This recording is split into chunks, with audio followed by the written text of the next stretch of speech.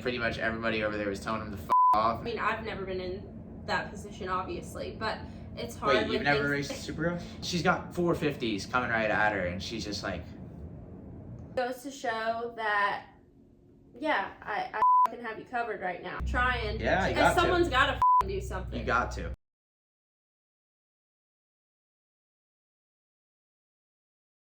YouTube, how we doing? It's Maddie B and the world famous Top Chick. Hi guys. Thank you guys for watching. We really appreciate y'all tuning in. We're just stoked that people enjoy listening to us talk about Supercross. I don't know if you guys can notice, we might have a slight, and I mean slight, increase in quality. Top Chick set me up with a new ring light tripod setup for my birthday, so thanks to her. Hopefully makes it better viewing experience for you guys. That's what we're here for. So yeah, I'm here to talk some Birmingham Supercross. Paint me a Supercross, no choice. I watched a little bit of it on the way to a national myself last night on my phone in the car, and she watched it today. We're both really tired. It's been a long weekend, but we still can always get revved up to talk Supercross. Top Chick, tell me, you didn't really get to watch it until today. What did you think of the race? Definitely some interesting developments throughout the night. Yeah, I thought it was going to be a whole lot muddier from all the discussions and everything. Apparently everybody did, even like the track crew, and yeah. Yeah, I didn't see anything from what it looked like the day before. Yeah, so we had boots on the ground, a couple of my boys in the group chat, and even AP, he told us it was literally like flooding on Friday, so it sounded like it was going to be a lot worse, but the Dirtworks crew is honestly pretty insane at salvaging the track. So we're going to do it a little bit differently this week. We're not going to just go through the list of riders. We just got some topics. We're going to try to switch it up a little bit, see what you guys think. So first off, we'll talk about what I think everybody wants to hear about on the internet, everybody in the world pretty much. Deegan was a man of action, a man of drama, and a man of sen last night. Top Chick, I guess we'll start with the incident in the heat race on the start. What did you think about that one? Because I know myself, at first glance, I was like, what are you doing, Seth? And like, I'm a fan of both of these guys, but at first I was like, what are you doing, Seth? Like, I thought he just bonsai'd in there, but then when you watch the slow-mo replays, it kind of shows you a little different perspective. So what did you think about all that? Yeah, I mean, I don't really think Seth did anything wrong, and I guess, you know, before you take a look back at video and see what happened, I get why Deegan's emotions were all heightened and everything, so because he just thought he got rammed. Like. Yeah. So I definitely get kind of why he was in the moment heated. I think that happens a lot of times before you look back and see how things happen, and I don't know how he feels after seeing it or whatever, but just kind of seemed like a shitty case of shit happens. And it is totally like a heat of the moment thing. Like we were even talking, we saw the replay of Jett and Anderson on the fake start in practice. Like they get up and like Anderson's pissed because like tensions are already like high, gate just dropped, adrenaline's high, heart rate's probably already high. Like you're just liable to freaking wig out whenever it's in that stage. So honestly, after seeing all the angles, I kind of want to just chalk that up to a racing incident. I did think it was funny how after the race he went over to PC, which it didn't seem like he was like doing much. Like he probably just wanted to say what he had to say, and it looked like pretty much everybody over there was telling him to f off, and it looked like the straw that broke the camel's back. I don't know if this was Seth's mom, but it looked like somebody's mom was like a little boy taking on back taking on back to the south side of the pits. So I thought that was kind of funny, but yeah, then we'll get into the second thing with Deegan, the penalty. Top Chick, tell me your thoughts. I mean, yeah, I mean, I feel like he made a quick reaction when everyone started kind of like bunching up in front of him, and probably not the best thing he could have done in this situation, but like it's hard. I mean, I've never been in that position, obviously, but it's hard. Wait, you've never raced Supercross? It's hard when things are happening quick to like make the perfect move, but he definitely like got on the gas and roosted the officials. And that's what like I don't know if a lot of my viewers even know this, but I have a little bit of like extra insight on this because my dad actually does work for the AMA. So basically like the telltale sign when somebody's getting docked, like if they throw a roost, they're done. That's it. Like that's mainly what they're looking for. Like whenever they say advantage off the track, like they're not even talking about like what we've kind of always thought in the past, where like as long as you don't gain time, they don't. We used to not really consider that an advantage, but now like if you go off the track, they really want the mistake to like actually cost you time. So like if you get on the gas and throw some roost, kind of like El Hombre does every time he goes off the track, like you're axed. So the thing that I thought kind of sucked for Deegan is it looked like he started to get on the gas and barely threw a little bit of roost, and he kind of caught himself, but it was too late because you could see he checked, and maybe he checked up because there was a line of people right there that might have had something to do with it too. I don't know, but yeah. Or also to like get back on the track. I don't know. I usually just hold it wide open in the traffic and see what happens. Usually works out for me. Yeah. So then, the final thing with Deegan. Shoot, we're 5 minutes into this thing. We're still talking about Deegan. Gosh, we are losers. Last thing is, WFO into Cody Schock. I believe he found a 6th gear in the Yamaha transmission and clicked it and rammed him. And obviously, he's trying to salvage championship points. It's probably some desperation because he's losing ground, but. My real takeaway from this is I'm so bummed for Cody Schock because he has been killing it. He wins the heat race. He was like an 11th hour deal on Club MX, and he's been crushing it. Like J-Mart's number 6, he's their guy, and Cody Schock has taken right over and been like the guy for Club on this East Coast. And that's my biggest bummer is that he's out from it. And it kind of went worst case Ontario for Schock, because when Deegan hit him, he endoed off the berm, and then he already had a crack in his collarbone, I guess, and fully snapped her now. So yeah, definitely a roller coaster of emotions for him last night. I saw a moto meme. I sent it to you, but I don't think you saw it yet. But it was a picture of Schock getting his podium interview, and it said, "This looks like the local cop getting interviewed about speeding tickets," or something like that. It was super funny. I'll have to splice it in right now. Yeah, I'll have to see it. Yeah. All right. Enough about Deegan. 7 minutes later. This is a good one too. Unbelievable. I've never seen anything like this. So you get the whole shot of the Supercross, like you're digging, you're like, hell yeah, clean track, clean air. Never mind, Monster Girl waltzing across the track. Holy shit. What'd you think about that? So we were on the way to a track, and Matt saw this kind of while I was driving and lost it and like couldn't even communicate what had happened in the race. He was so shocked. Crazy. Once I finally saw it, like I cannot like understand what she was thinking. I'm sure it happened really fast, and I can't put myself in those shoes really truly, but like holy shit. Yeah, and I have a little bit of insight on that too. Apparently that like kind of isn't really her fault. Like apparently there are people who are supposed to make sure she's off the track. I don't know who those people are, but apparently it's kind of more on them. But it's actually insane. Like there was a little snapshot I saw. This poor girl, like we don't know nothing about her, but like she's got 450s coming right at her, and she's just like cheesing. Oh, it's so tough. But luckily, Coop barely nicked the 30 card. She goes down. Faceplant national. It could have been so much worse. She could have gotten pummeled by 450s. Like it would have been one of the most horrific events. Like it would have been a tragedy.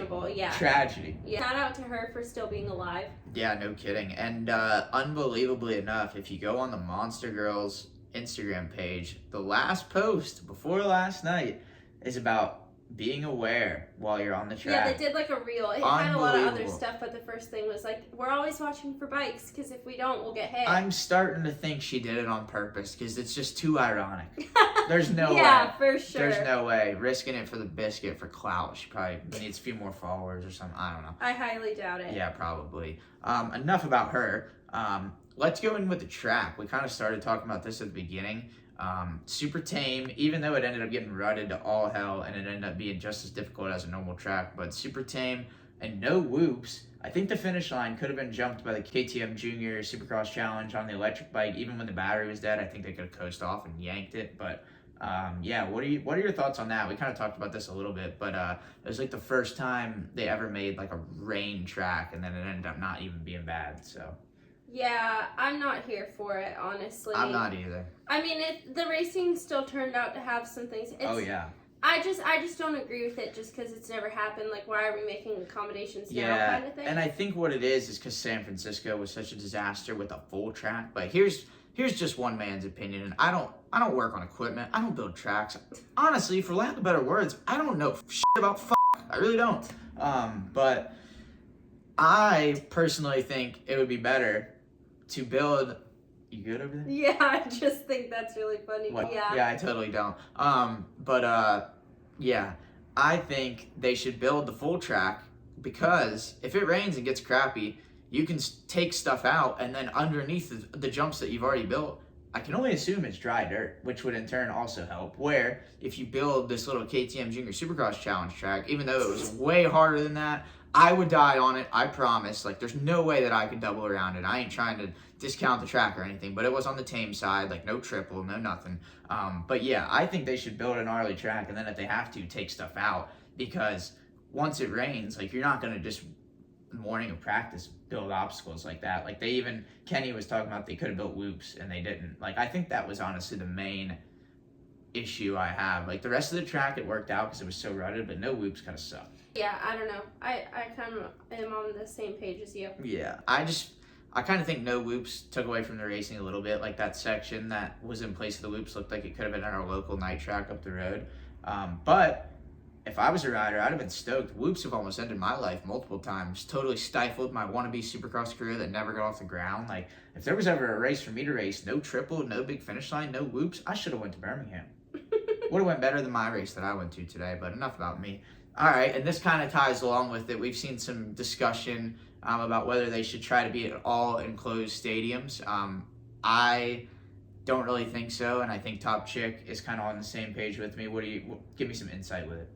I just think it adds to the variety of the races having it not be that way. Yeah, and I heard a point too. Somebody brought up that the enclosed stadiums are usually smaller, so the lap times are shorter, and that's like more lappers. Tracks get gnarlier. Like, the one positive would be that rain's like not possible, but there would be actually a lot of negatives too, I think. So most years, it's just like most years don't go like this. Like, this is just like a one in a freaking, I don't even know, has there ever been a season like this? It's just like a once in a lifetime season, it seems like hopefully get them next year. But yeah, I don't think that was the last mud race we're gonna have either.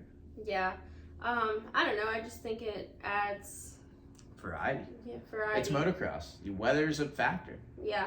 I mean, I rode in the mud today. I had no choice. Don't ask me how it went, but all right, this could be a fun topic to discuss. Tom Vialle, winner, 2 in a row, red plate. Here's where it gets good, though. Top Chick's got one up on me because when we did our preseason picks, I didn't even have Vialle in my top 5, and I think you had him second, I believe. I think you had him second, and I thought it was out of nowhere. Do you have anything to say? Like, do you feel like boasting? I mean, I just feel like it deserves mentioning that your pick, you had Anstie instead, is now out, and I had Vialle, and you thought I was crazy for that. I sure did. I thought you were crazy for Anstie, and now here we are. His is out. Mine has the red plate, right? He sure does. By a point, yep. Right? By 1 point? Yep. And he's on an upward swing of things, so I just think it goes to show that, yeah, I have you covered right now. Whatever, honestly. You're just un-American. You just like the oh wait, Anstie's from Great Britain too. Yeah, that's absolutely not it. I'm not over here like worshipping for Indus. Like, that has nothing to do with it. I just thought you were being really stupid. No, I did kind of not having Vialle. I did kind of think you were shot putting Vialle in second, and I thought you were even shotter for not putting Anstie in anything. And honestly, I was kind of shocked for not having Anstie, but I was just kind of like, I don't think so. This Vialle, solid. French Le Pew, Tom Le Pew, I don't know what you call him, but he's winning the championship, Le Pew. I had a good feeling about him. Yeah. McAdoo, balls and shaft weren't even out or anything, and this cracked me up. Fenders were still gone, but yeah, true. The lizard with no tail. Top Chick had me dead because she pointed out, like, wow, McAdoo's became like the slow and steady one, and all I could think of was, well, how the turntables. He's been solid. Like, besides riding with his cock out. By the way, McAdoo definitely has been putting the cock in peacock, but yeah, besides that, he's been 2-2-2. He's been winning the heat races. Like, he's in this thing. Yeah, I feel like he's kind of turned things around. Yeah. Good for him. Yeah. Yeah. Fender or no fender, he's always digging. He definitely has heart. Yeah. I admire it. And then we'll touch back on Anstie being out. That sucks. He gave a hell of an interview. Another moto memes. I'm peeved. Very sad. Yeah. But yeah, that sucked. Just to go out that way. Yeah. Sucks. Yeah, and I kind of saw a couple laps before, like you could tell something was going on. But yeah, it's a bummer to get a title contender out from something like that. That was nothing they did. You know how it feels to have some bike problems. No, I don't know what you're talking about. Race. Totally not in the contract. We came home early today. But tough subject. Yeah, it is what it is. I don't need to pay bills or nothing.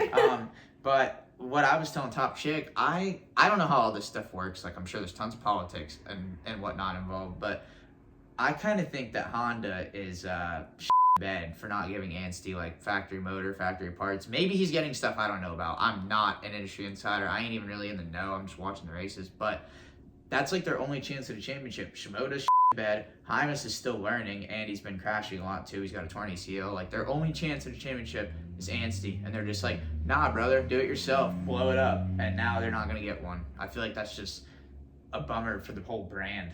But I mean, buy him out. Yeah, for you sure. Got the funds. Yeah, made like $100 today. Swole versus Hymas. This was a good one too. I love it. Poor Swole, he's been getting beat around. Hymas smashed him in the heat race. Like, I don't know. Swole was like brick wall waterfall in the heat race for not going down. And then in the main, Swole got him back so much better. And we can use this time too. How about the freaking Triumph? It podiumed the GP today. Swole, I swear Swole's better on the Triumph than the Husky. Like, it's been pretty sick. Like, how can a brand this new, albeit they do have all the right people behind them, but it's just crazy that they hit the ground running this well. Like, no, it's super cool to see, and I am totally here for Swole making that comeback for Hymas. Yeah, sure. Pierce Brown's next, which, speaking of Pierce Brown, incredibly consistent. He's gone like 5.5, 5.4. He's like third in points. I feel like nobody's been talking about him, but solid on you, Pierce Brown. You're ripping. That's crazy too. Who wins 250 East? Give me your pick right now. Man, it's like, because I'm about to go bandwagon on my answer. I've had Degan this whole time. I'm about to bandwagon my answer. Bandwagon? You go first then. Vialle. You really? Yep. I didn't think that you would think that. I want to say Vialle too, honestly. Yeah. I think he's gonna keep doing well. He knows how to win championships. He's won 2 overseas. I mean, dude's sick. He's got the whole package. I think he's figuring it out, and I think everyone else is gonna be really up and down. Yeah, I think so too. Now 450. You're just copying me. Not totally. Then last thing in the 250 class, got to shout out our guy Logan Leitzel. Been cutting his teeth at the Victory Sports Arena crashes, and he made his first ever main. I think he almost biffed himself celebrating after the finish line, but who gives a shit? You got to ride the main, so congratulations, brother. Good on you. I hope you see this. Now on to the 450s, where really not as much happened. But yeah, first we got Jett versus Coop, even though it wasn't much of a battle because Jett just managed it. But then in the heat race, they came together and went down, and this was actually unbelievable. I have the utmost respect for the announcers, all of them. RC's a legend. He's the GOAT. This isn't to hate on RC, but unbelievably enough, Top Chick had a better analysis of that crash than RC did. Because RC, I mean, he did explain that he went down because he hit Jett from too far behind, but he didn't even catch that. I mean, you tell him. What happened? I saw the crash, and I was like, man, if he hadn't have overjumped that, if he had jumped a little bit less, he wouldn't have just jumped straight into Jett. Yeah. He would have had time to try and stop. Yeah. So he just overjumped it a little bit. And then right after she said that, Ricky gave his analysis, and I was like, wow, babe, I think your analysis was better. Yeah. Kind of insane. But I think that's more of a testament to Top Chick than it is RC. Top Chick's a freaking legend, dude. But I loved what Coop was trying to do there. He was digging. Trying. Yeah, he got to. Someone's got to do something. You got to. Yeah. Jett in the heat race. Talk about pulling the pin. The dude was just out there fucking off for like 5 minutes, and then last minute in a lap, he's just like, yeah, I'll just reel you guys in at will. That was really hard to see for everyone else's sake. Yeah. It's not a good sign for the future of Supercross. Yeah.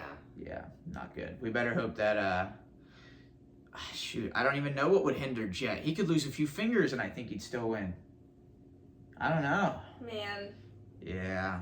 But very impressive on him for sure. Yeah, as always. Sexton, Kickstart beat Sexton. Kickstart third. Kickstart made more moves than anybody except for maybe Anderson. Kickstart was digging, dragging the Kickstarter in the ruts. His pass on J. Coop was sick. Yeah. Any thoughts on Kickstart? He was just digging. Yeah.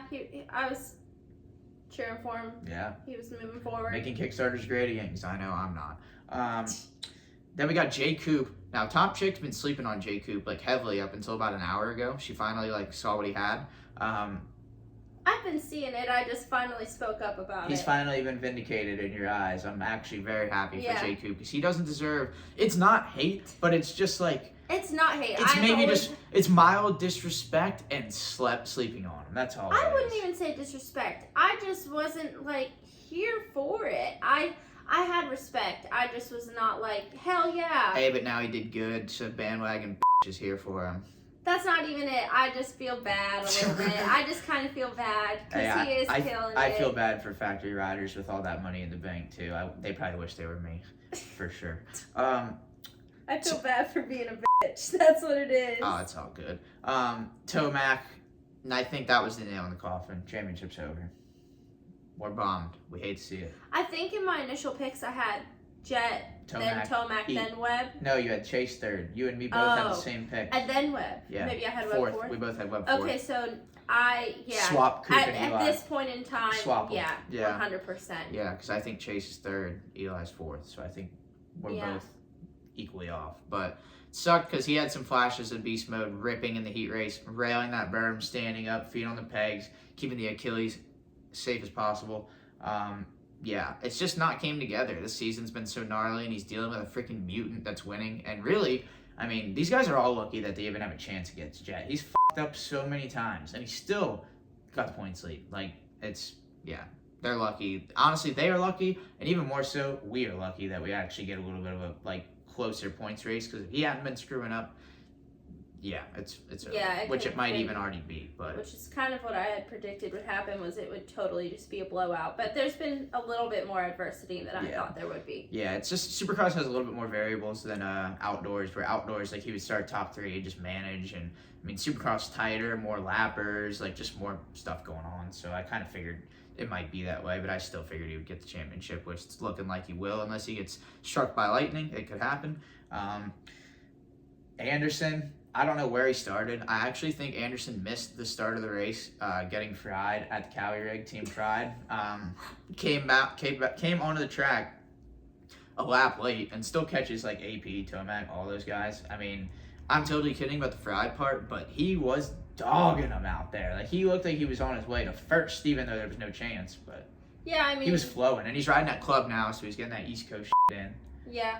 Definitely, he's had his moments this season where he's definitely been ripping. It's just been a little bit of inconsistency. That's all it's been. Yeah. Yeah. It'd be cool to see a race where he's battling with some of the top few. Definitely. And then last but not least, I got to give a shout out to Colt 45 and the boys at Beta, his mechanic, Taylor Muto. They're all legends. I love those guys. And it's good to see Colt back. The sport's better when all the top dogs are in it. And new brands doing good, like Triumph and Beta. I mean, that's sick. I should only make the sport grow. So, I mean, I'm heavily here for it. Yeah, for sure. Yeah, Colt 45 and 2 zigzags. A top 13 is all we need. I think that's what he got. I might be wrong. But yeah, I think that's all we got, Top Chick. Anything else you want to bitch me for? Are we cool? No, I don't think so. I mean, I had vialle, you didn't. I'm going to tie on that hill. Well, I'll see you at the funeral. All Thanks right. for watching, guys. We appreciate it. And yeah, let us know in the comments what you think. If I need to treat Top Chick a little nicer or anything of the sort. Because, yeah. Yeah, I think they probably will say that. Peace out. Bye.